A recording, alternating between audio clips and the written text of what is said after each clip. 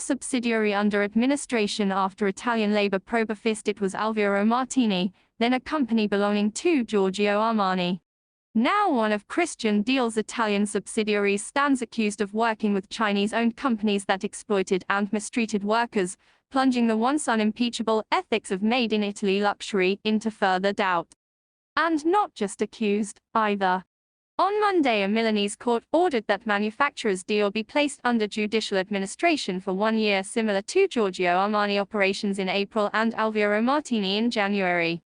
Like Dior and Alvaro Martini, which prosecutors said failed to prevent human rights violations in their supply chains, manufacturers Dior did not take appropriate measures to verify the actual working conditions or the technical capabilities of the contracting companies, the ruling said.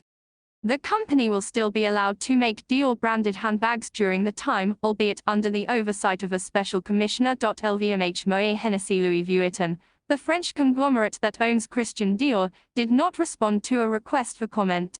LVMH shares tumbled 4% in the aftermath of the court's decision, rallied later in the day, then fell by 4.5% from its June 7 close on Tuesday afternoon.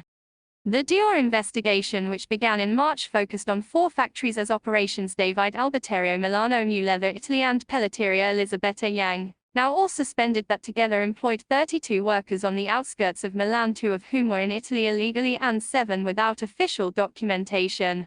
Only 2 of the facilities were subcontractors. David Alberterio Milan and Pelletteria Elisabetta Yang were manufacturers' Dior's direct suppliers, the ruling said. So-called backdoor globalism has brought waves of Chinese immigrants that have set up shop in Italy's textile strongholds, including the Tuscan city of Prato, which is colloquially known as Little China for boasting one of Europe's largest Chinese populations.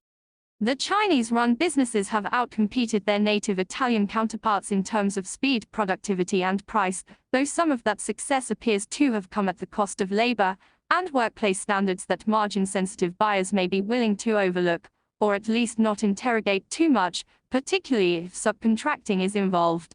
Made in Italy only requires that a product is planned, manufactured, and packed in the country, doesn't specify by whose hands or under what conditions they're made.